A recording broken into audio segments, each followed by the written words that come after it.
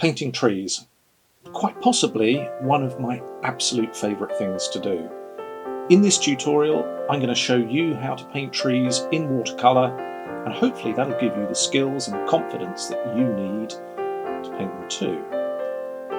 But before we do that, come with me, let's get out into the landscape, let's get some inspiration, and that'll help us when we come back to the studio and start looking at the subject.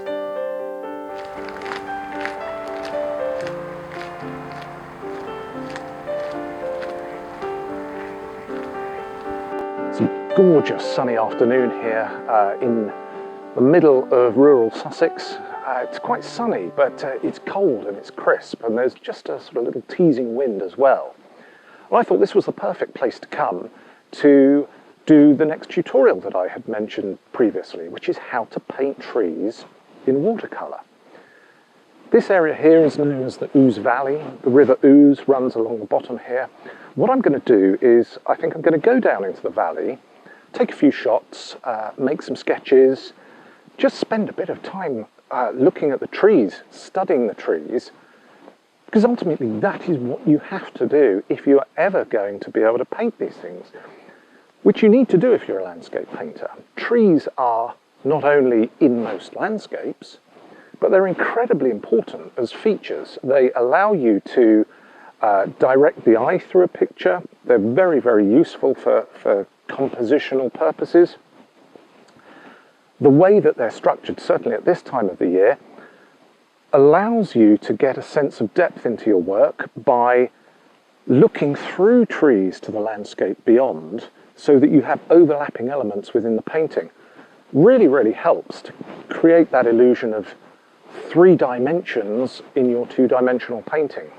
What I'm going to do with this tutorial is break it down into 2 sections, I think, just to make it manageable.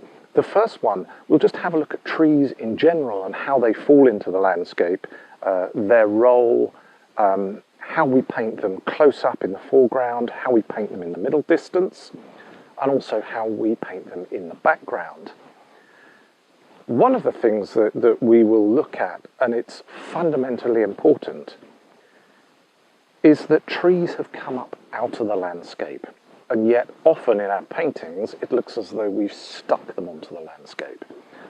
It's a really, really important thing, and it's so fundamental, it's so basic, it often gets missed as perhaps the most important thing to think about when trying to paint trees with any sort of degree of realism. And then in the second tutorial, I think I'll look at the structure of trees more specifically. We can have a look at the way to paint trunks, branches, twigs, leaves, gaps in the foliage. We can look at how they differ between from one season to the next. And also, we'll have a look at a few different types of trees, perhaps the main categories, so deciduous trees and evergreen trees, and how we can sharpen our skills so that we don't get to a part in the painting and go, oh no, I've got to paint a tree. Embrace the trees. Hang on a minute, I've got a little spider. It's just arrived. And it was dangling off my cap, so let's just put you down there. There's another one with your friend. There you go. So yeah, let's be confident about painting trees. Let's not see them as something that we have to avoid. When painted well, they are magnificent and they will make your painting. Look at it that way. Don't look at it as something that's going to ruin what was otherwise going to be an absolute masterpiece. So come on, let's go and have a look at some trees. Let's do some sketching.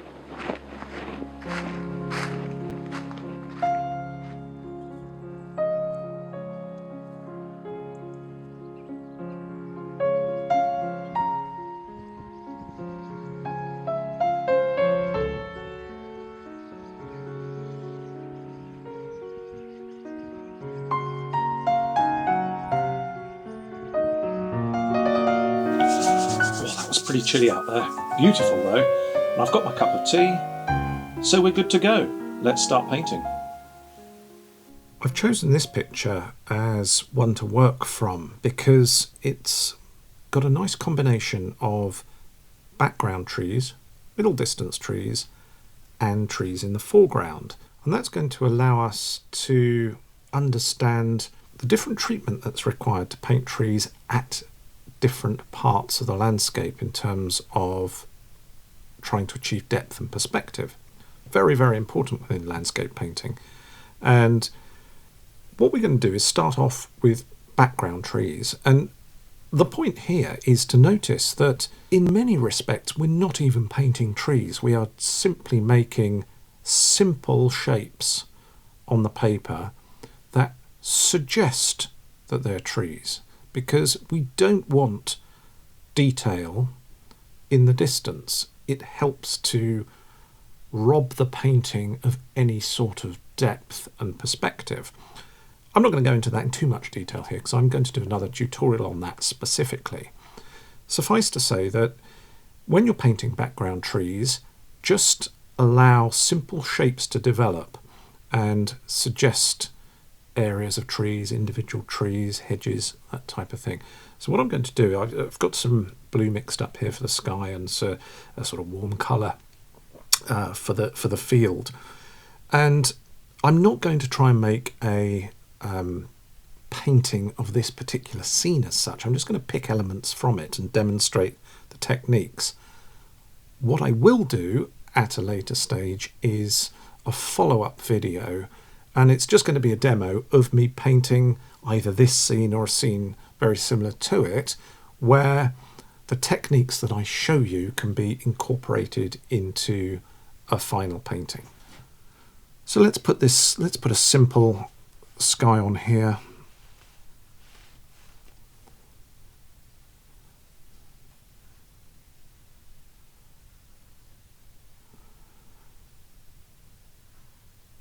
Just bring that colour down the paper.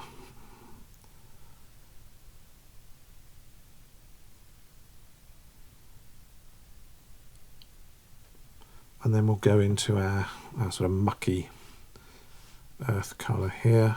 Just let the two run together because we're going to be putting some trees on top of that, so there's no need to disguise that join, and just let the two run together. Warm it up as you come forward, as is often the case within landscape painting. So I'll put a bit more yellow ochre in there. Let some of those little broken edges develop. That could be stones or anything within the field, and I don't need to do any more than that. Now while that's drying, and you either have to work very quickly or you can have this all mixed up ahead of what you're doing, is to have some much thicker or creamier consistency of a highlight colour for the sunlit side of the trees. But again, I don't want it too bright because we're in the distance here. And it needs to be quite thick and creamy because it's got to hold its position when we put it into that wet wash. We don't want it running totally out of control. Now, what you'll notice in the distance, and this is a really important tip when painting trees, and certainly distant trees, is that the shadow side of a tree is not a darker version of the highlighted side, which you would expect it to be. If you paint it like that, it just jumps forward too much. Paint it grey. If you paint it grey, of a similar tonal consistency to the highlight side, then it's going to look distant. So your highlight colour is the colour that we've got here. And you need to make a judgment as to how damp this paper is and whether or not you can actually put the paint into it. If you put it in too quickly, or too early I should say, it's just not going to grip, and you can see there it's disappearing. That's just telling me that the paper's a bit too wet, or my mix is not quite consistent, of the right consistency I should say. But normally it's because your wash is too wet, really. So we've got our colours ready. as and when this dries up, we can drop them in, because what I want to achieve here is for the edges or the tops of the trees and certainly the base of the trees to be a soft edge. This is what happens as things recede into the distance. Crisp detail and hard edges tend to disappear. You don't notice them as much, and that's really important to learn that when you're painting trees. Now, I think we're probably good to go here, so just dab some colour in the area that you want your distant trees to be. And what I'm doing is I'm leaving the shadow colour. I can come back and put those in, put that in later. And let's just drop these colours in. You can see that it's largely holding its place. It's gripping the wash. Now, one thing to notice with distant trees is you don't tend to see the little gaps and the apertures through the tree that you do when they're in the foreground. They just become a concentrated mass of colour. And that can be a problem. They can become too dense. So you need to know how to deal with that. Here's our shadow colour. It's grey. It's not a darker version of brown, and that is going to help always to give a sense of recession in the painting. You can see I'm just putting shadows here. The sunlight's coming in from the left there. And then invariably, in banks of trees like this, you'll notice that they are a lot darker at the bottom, but still they're in the distance. So you just don't want to go too dark, because once you've gone too dark in watercolour, that's it. You've had it. You can't lighten it up very easily at all without making a bit of a mess. And so just drop in a suggestion of where the bottom of this bank of trees is going to come. And I think that's okay for what we need at this point in terms of putting the colours in the places that they need to be. Now you can see that what we've got on the paper here is just largely a collection of coloured blobs. It's nothing more than that. And to be perfectly honest, we don't really want it to be much more than that. So these are what I call sort of sticky mixes, and I reserve this area of my palette for them. I usually got a sort of blue shadow one here. I've got a darker brown one that's usually a bit of burnt umber and a bit of ultramarine. And then what I can do is I can just pick out some areas, as this is almost dry now at the bottom, where I just want there to be quite a bit of dark.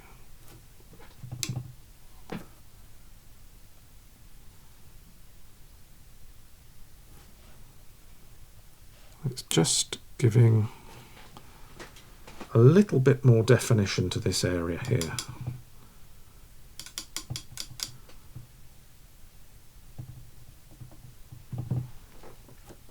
Maybe something in there.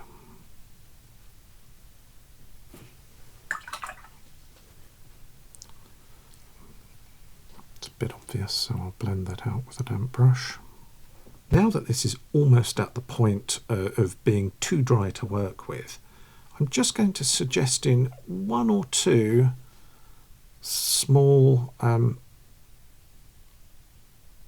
trunks in a couple of places. And what this does, without putting a lot of detail into your painting, it just tells the viewer that this rather unusual combination of splodges that you've put onto the painting is in fact an area of woodland. But again, you have to be ever so careful here, and you just don't want to do too much work, you don't want too much detail. Just a suggestion here and there is all you need. And again, it's still damp, so none of this is crisp or hard-edged. It has a soft look to it, which is exactly what you want in the background.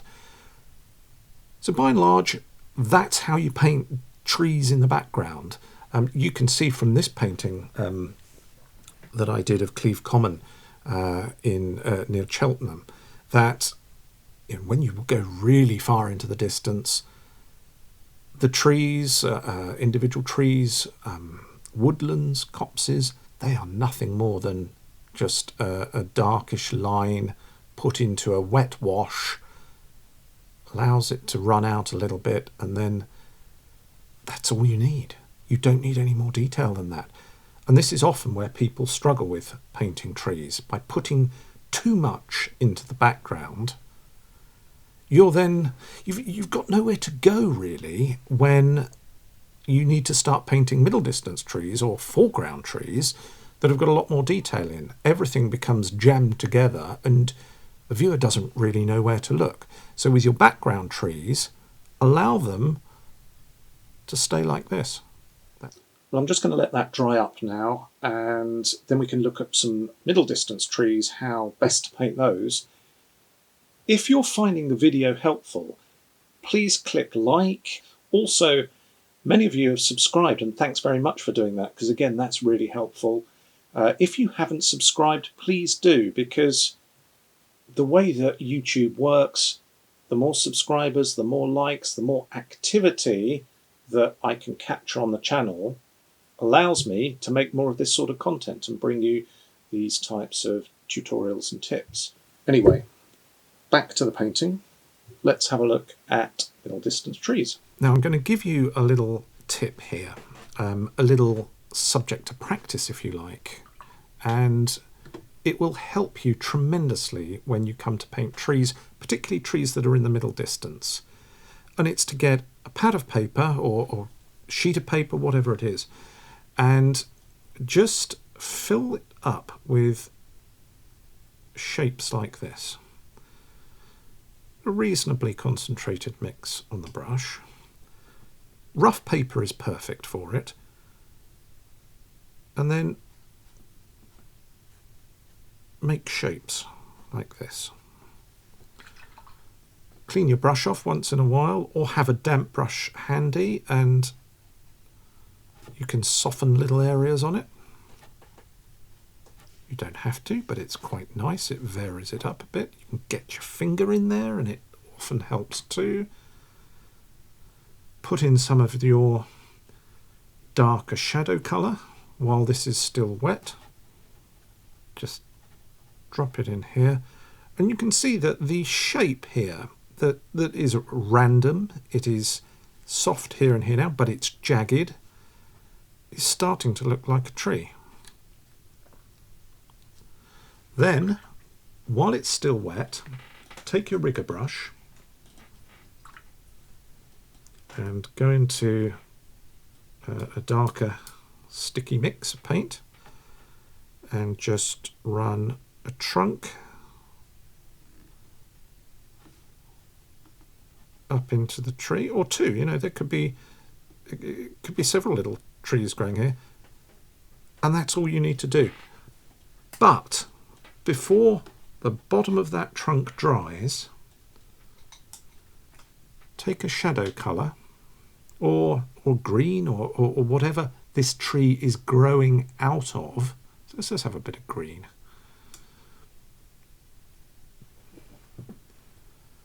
And then what I want you to do is just paint a stroke underneath it that hits the bottom of those trunks. What happens is it softens them.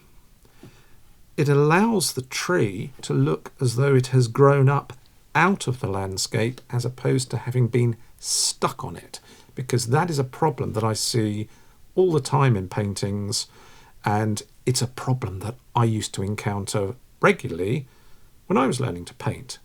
You paint a tree, you'd already have painted the background, and it just looks like it's sitting there. Connect it to the landscape. This helps. or you can even get a little shadow colour, and because there's always going to be shadow underneath a tree that's got a lot of leaves, just because even on an overcast day the amount of light that gets through is minimal. Let's get a little bit of shadow in there. Straight away you have connected your tree into the landscape, and just keep doing these. They're great fun to do. Any old shape, doesn't really matter. Watch as it develops in front of you. Mine always roughly end up being the same because I've sort of done so many of these. I kind of get a feel for what I want them to look like. But there you go. There's another one. Back to the rigger brush.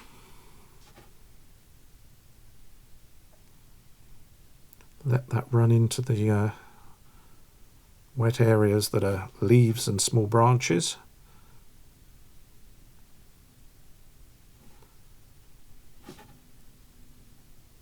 This looks really simple, but it isn't. It's difficult to do this. Don't fall into the trap of thinking that this is really easy to do. The concepts are simple. I'm not telling you anything complicated. There's no difficult mathematics involved. But it only becomes easy once you've done it a number of times, once you've practiced it, once you understand the way this unpredictable medium moves around the paper. And then you see I can pick little things out here. You can see there. It looks like a branch, just put a little bit more colour into it, let it all run in there too. Perfect. Now, again, as that's drying up, I'll go back to my number 8 brush and let's make sure that this is growing up out of the landscape.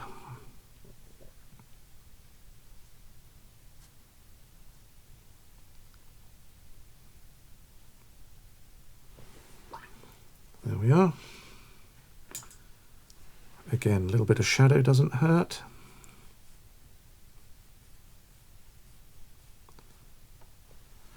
And you never know. I mean, spoil yourself sometimes. Put in a fence post.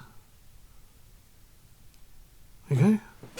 Straight away, you know, within a minute or so, you've created this rather nice little landscape.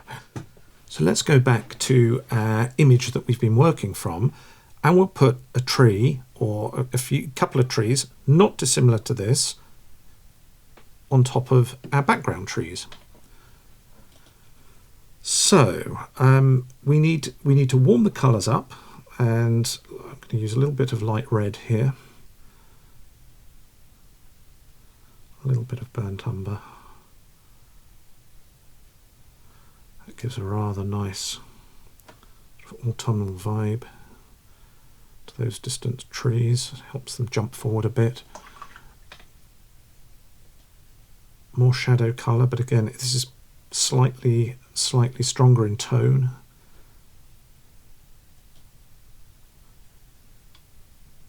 And again, I know that just because of how it feels on my palette.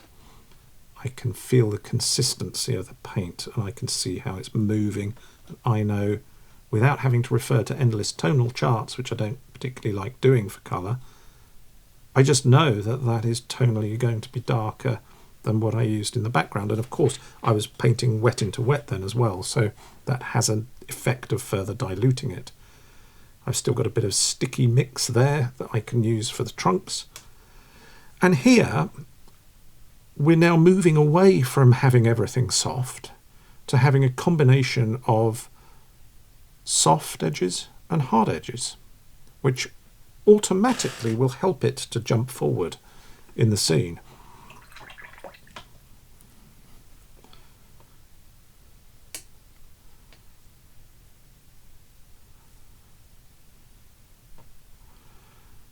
So here we go, let's have one in here.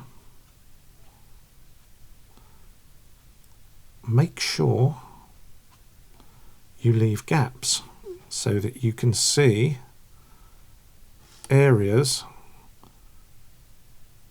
towards the background that are showing through.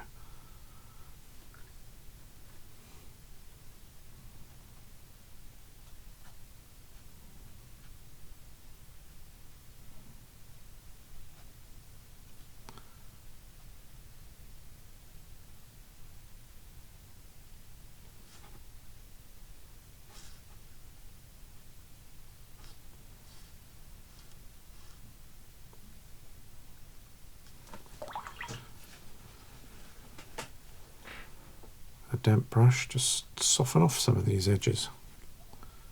Don't need to be hard edged everywhere. Use your finger too, often helps. Now you go to the rigger, and we can start to put in some structure to the tree. It's quite a large main trunk going up there, branch coming off here, and run your branches through these gaps. They're there for a reason. Take advantage of it. I think we're going to have a couple more growing in here. You see now I've got some crisp edges where these trees are growing. Not to do too much of this, but just enough to bring it in front of those background trees.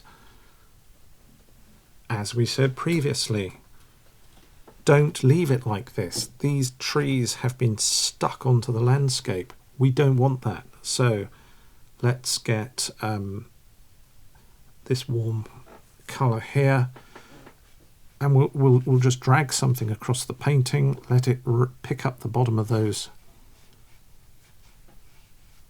trunks. This is helping to also add a bit of detail, a little bit of modelling to the field in front of you, which is always a good thing. That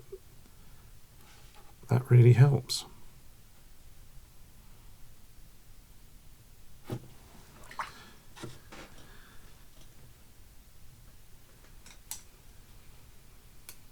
And then again, a little bit of shadow under here. And there we are. Straight away, those trees are connected to the landscape. And look, they are now sitting in front of the background trees. You can see there's a degree of separation here. We have overlapping elements in the landscape. There are little holes and apertures, windows through the tree that are allowing us to see through and beyond. All this helps to promote a sense of depth within the painting, and being able to understand that degree of separation between background, middle distance and foreground is very, very important, because straight away we've got something that's starting to take on a resemblance of the countryside that we see around us, that has soft shapes and muted tones in the background that are getting a bit more vivid and a bit more colourful as they come towards us. Another exercise that's really helpful for middle distance trees is to, again, just get a plain piece of paper. Don't worry about making a painting, but to think about areas where you actually get a lot of trees, a lot of density, and I'm working quite small here, but they may be taking up quite a bit more space within your painting. There might be a whole area like this. So get a large brush, get one that you don't mind abusing a little bit, like this. Make sure it's not one of your beautifully expensive sable brushes. And I've got a load of colours mixed up here. I've got some shadow, I've got a bit of green. You'd be surprised, even in autumn and winter scenes, how much green there is in middle distance and certainly foreground trees, where you have moss and lichen that grows up the bark, up the trunks, and is on the bark of the tree. The temptation is to paint tree trunks brown because it's wood, right? But on the outside of the bark you'll see an awful lot of green, so have some green there. I've got some warm colours here. I've bashed the brush up a bit just to take advantage of the rough paper and to get some really nice shapes. And what we're doing is largely the same thing that we did here, but on a much bigger scale. And I'm imagining that the top of the trees is here. Keep mixing it up. Don't get stuck painting with just one colour all the time. I'm going to wash that out and again just dampen off the brush and take a little bit of the edge out there, just helps to soften things up. And then keep working down the paper with these colours. Make sure you're leaving those gaps. And as I'm coming down the paper here, I'm starting to leave shapes that will be vertical, because I can use those to my advantage to suggest where lots of trees are growing together and where I can put branches and trunks in. Just make a mess like this, because that's what this is. I'm not copying anything at the moment. I'm just working from memory. I'm working from all the times I've been outside and I've seen, let's get some green in. I've seen these woodland areas, played in them, walked through them. And I'm going to bring it down to about there.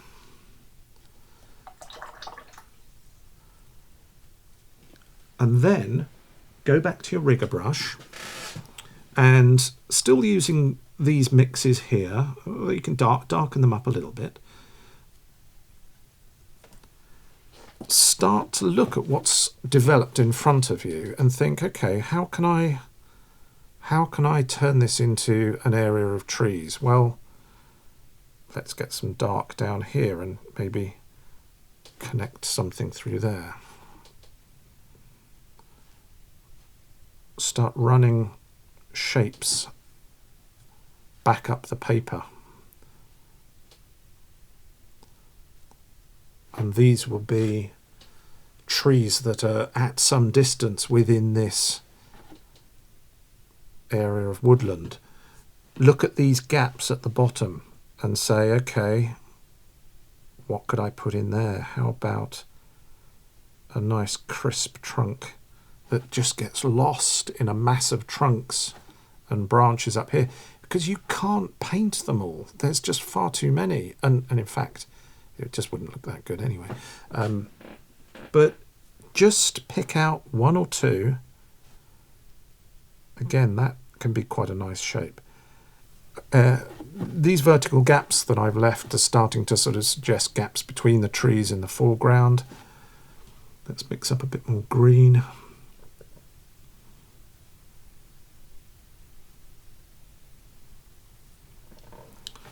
Drop some green in here.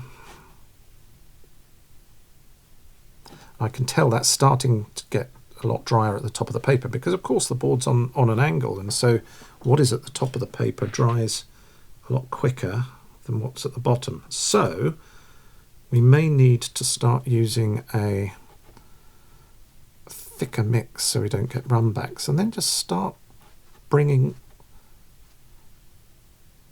shapes like this up through this wet wash.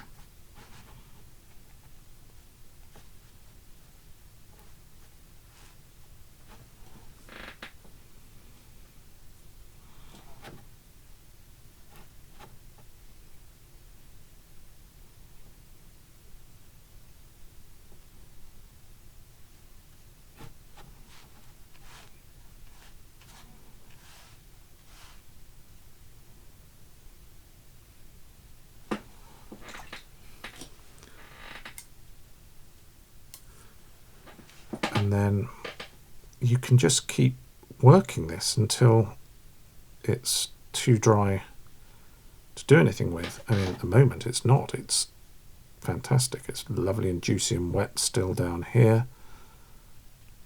I'm getting slightly darker.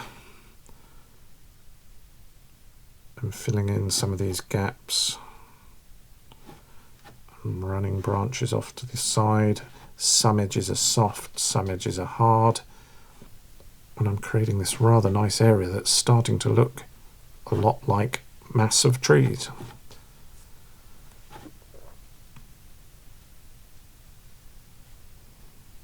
And I'm just making something of these gaps. Well, I'm just going to leave that area there to dry up, and then I'm going to come back to it and just do a little bit of work over the top of it. But the key here, and you'll see this, is to keep that to an absolute minimal. Don't forget, I'm still dealing with an area of middle distance trees here, and putting too much work in is always a problem. It just makes that area in a painting jump forward a little bit too easily. So what I'm going to do is then keep working on it, and you'll see what I mean. You'll see what a mess it can turn into very, very quickly if you keep working an area that perhaps you should leave a little bit quieter. You'll see what I mean. Here, what was a nice area of soft shapes merging together and the suggestion of trees, trunks and branches that were dropped in and soft edged, contrasting with these nice broken edges here, it's gone, because what I then decided to do by way of illustration was keep painting over the top of that once it's dry. And there's nothing wrong with these shapes that I've put on. They're quite nice tree shapes. We've got some quite nice dry brushing here, and I've anchored those trees into the landscape by just running a damp brush along. So technically, it's all quite good. But it just looks a mess, because that simplicity, the freshness of a middle distance area of trees has all of a sudden jumped forward if this was in a larger painting and become way too complicated. And it leaves you nowhere to go when you start painting things that are in the foreground. You can't really get too much more detail than this without laboriously painting every single twig and leaf, which you don't really want to do. So just be wary when you're painting trees. It's so easy to overwork areas, particularly in the middle distance, particularly in the background, and it just tends to steal from your painting the lovely transparency, the immediacy and the freshness that was there. Like I said, there's not too much wrong with that in terms of technique, but it's just a very, very busy, complicated passage for a middle distance part of the painting. Well, I hope you've been able to see that by breaking down the landscape into different areas and layers, background, middle distance, foreground, certainly with regard to trees, it enables you to make sense of what is a tremendous amount of information. All those leaves, all those branches, you just can't paint all of them. And so you have to make decisions on how to paint those so that what you're painting looks realistic for the area in the painting that those trees fall. So our background trees were soft, no hard edges whatsoever, muted colours, a flat tonal range where the highlighted side of the tree and the shadow side of the tree were pretty much the same tone. We dropped in a few trunks just to suggest that that abstract shape was in fact an area of woodland or a copse. When we put the middle distance trees in, we built up the level of detail. We started to introduce some hard edges. As we came forward in the painting, gaps started to appear in the foliage, in the structures of the trees, that we could look through and see the landscape beyond. And then when you come into the foreground, you can look through gaps in the tree, through areas of foliage, underneath branches, over branches, and see the landscape beyond. And they become really, really useful tools to make creative compositions. So what I'm going to do is just show some of these branches in the foreground oak coming across these background trees, and the middle distance ones too. There's still a little bit of leaf cover on the trees, I can see, and when I was out in the field you could definitely notice that. There's still just a nice bit of colour coming through from the residual leaves there. So what I need to do is paint those in and show you how a crisper area of detail in the foreground helps to push things back even further, and show you some of the skills that I use, particularly with the rigger when painting areas like that. So here I've got a mix of warm colour for the leaves and a darker version of that for the shadow side, because now we're in the foreground, it's not as grey as the shadow side is as it recedes into the distance. And I'm going to drop those in and then allow the branches that I paint to run into those. You'll see how that works. It's a good technique to develop when painting trees that have still got a little bit of leaf cover on. And all I really want to do is brush these on, allow some broken strokes to suggest where these leaves are, and paint generally in the direction that you think the branches are growing. That really helps. It's dark around this side, so I'm just going to put a bit there and maybe some more. Let's darken it up further still, just over the top here. And then of course it's not just at the extremities of the tree where you have the leaf cover, because trees are three-dimensional, right? So you've got to have some across here too. And I'm leaving gaps deliberately here because I want the background to show through parts of this. And that's one of the great things about trees, that they give you these little windows that you can see other areas of the landscape through. I'm softening off certain of these edges. I just don't want hard edges everywhere. And then with my rigger brush, I've already got some dark paint mixed up here. I start off with it almost, well, as horizontal as I can get, because I can get a big thick stroke like that. And by slowly easing off my pressure on the brush, I can vary the thickness of the stroke. Now, I want that to run into there, because what it starts to look like is those leaves are covering over the branches. I can see them, they're still there, but it then contrasts with these lovely areas that you can see a crisp bit of branch as well. So you've got tree running through here, you might have something running up through there as well. I'm sort of making this up to a certain extent. I'm not really copying what's in front of me. I generally know what's going on in that scene. And I'm just letting these run together.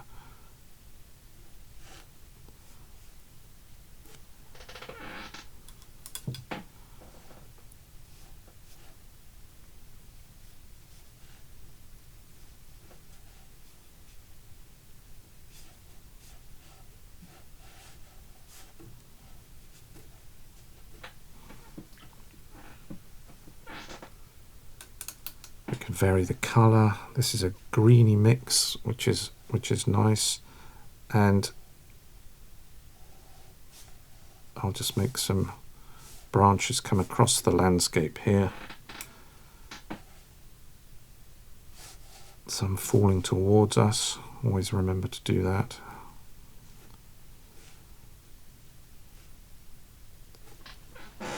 And then you can see that we've got a foreground tree. I have sort of obliterated the background just for the purpose of this illustration, but you can see areas through it. It's made a bit of a mess, to be perfectly honest, of the middle distance tree, but yes, such is the nature of the illustration. But it's just showing you that it then pushes that into the background a little bit more. And as this is starting to dry up, you can keep putting detail into this. This is one area where it is not such a bad thing to work in some detail. You don't want to paint every branch, don't get me wrong, but you can start putting darker areas on top of this slightly lighter brown colour, because some of this will be in shadow, some of it won't, some of it's catching the light. I mean, it's quite soft, the light, but it's definitely there. And by just doing this, it just gives a little bit of extra detail to your tree. You can put some in there. That just breaks up that green colour along the bottom.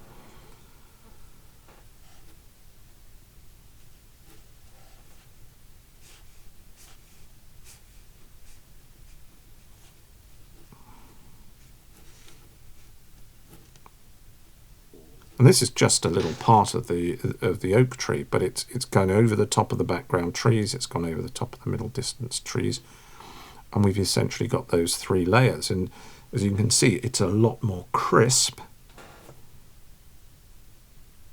than what we put down previously, but it's in the right part of the painting to be able to cope with that.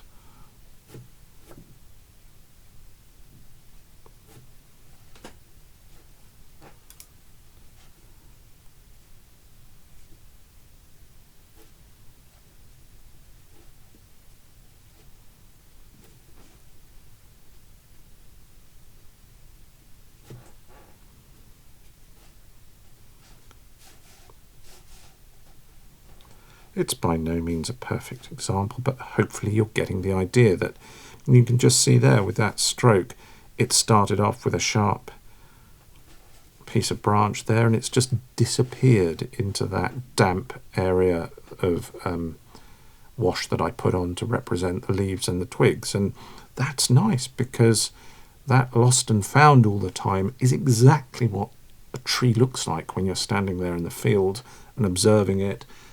Parts of the structure jump out at you, other parts disappear behind residual leaves or other branches as well. And it's a great way to paint trees, and it doesn't take too long. I mean, that's only taken a few minutes, and we've got something that's quite fresh, it's quite immediate, and it represents the detail of that foreground oak tree. Now I'm just going to show you the mechanics of those 2 brush strokes again, because this is a fantastic exercise for you to do, and it's one of the reasons why painting trees is so useful and so important, because there is a wide range of different skills and competencies being brought to bear while you're painting the trees. So let's have a look at the dry brushing, or the broken edged areas of sort of leaves and twigs. I've got quite a lot of paint in the brush, but I don't want it sopping wet, and the key here is speed of movement and the surface of the paper. This is rough paper that I'm working on. It's Langton Prestige by Daler Rowney, it's a super paper, and it's really good for this type of thing. So I tend to hold the brush either at the end. Sometimes actually like this is a very good way of doing it, and your brush isn't as dry as you would think the name suggests, and I'm just bringing that quickly over the paper, and you need to have a light touch on your brush. You don't want to be clenching it like a baseball bat or something. You know, it's just there in the tip of your fingers, and you're allowing those marks to develop. Just paint areas like this. You don't need to turn them into anything. You don't even need to make them into a tree. Certainly not a whole painting. And just see what it's like to paint areas like this, flicking your brush across the paper quickly. And yeah, you get a few spatters, doesn't matter. And then you can wash your brush out and dry it off, or you can have a damp brush here, which is a good idea, just to keep that to hand. You'll need to take some of the paint out, because what you're doing here is you're picking up paint each time you soften these edges, and you don't want to really go and put it back down on the painting, but just run a damp brush into here, and it will dry up quite quickly. So just load it up again, and you can start to control this shape to a certain extent. You might think, well, actually that edge there looks a bit clumsy. Let's just get rid of it. I don't like that line in there particularly. You can use your fingers for this as well, really helps. And then as it's drying up, get a darker colour, doesn't matter what colour it is, and just drop it in. Because with a tree, generally at the bottom of these clumps of foliage or twigs or whatever they are, they don't get as much light. So this is where shadow tends to sit. And this is a great fun thing to do. And while you're doing it, you're watching the paint, you're watching how it's behaving on the paper, and just makes nice shapes. It's a fun thing to do, and you're not at any risk here of spoiling a painting. Your only outlay is a piece of expensive watercolor paper. It doesn't need to be expensive watercolor paper. It can be any old piece of paper. This just may behave slightly better for me than it does, than I find with other papers. And have a go at this. It's great fun. Splatter some other colour on top if you want. Just play around with creating these types of shapes. They crop up all the time in your watercolour paintings, not just with trees. So it's a useful exercise to do. And then the other technique to show you was just to go over again how to use the rigger to create trees and branches. And it's so useful. I use a rigger brush here from De La Rowney's Aquafine range, and I like these because they're synthetic and there's quite a lot of spring in the hairs, and they're long, as is the case with most rigger brushes, and so I can push them down into the paper, and the rough texture, you can see what it's doing. It's just knocking those hairs off being a straight line. Well, that's exactly what a tree branch looks like. I haven't painted that shape, it's painted itself just simply through this technique. And as you do that, you can see areas that are developing. So here, for example, that looks as though it may have another branch coming out of it. And just allow the paper and the hairs of the brush to decide what's going to happen. It's great fun. You have to be happy to give up a bit of control. As you can see, all my trees are always left-handed trees. They always go that way because it's just naturally how the brush flows. But let's push some out this way too.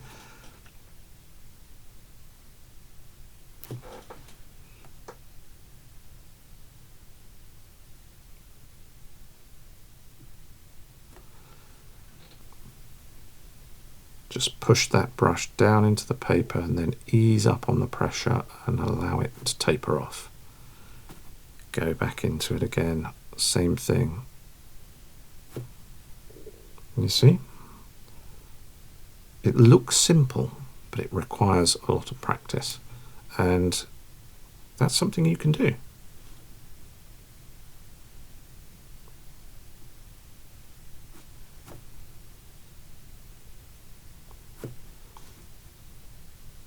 And just to finish off, just get in the habit of anchoring your trees into the landscape.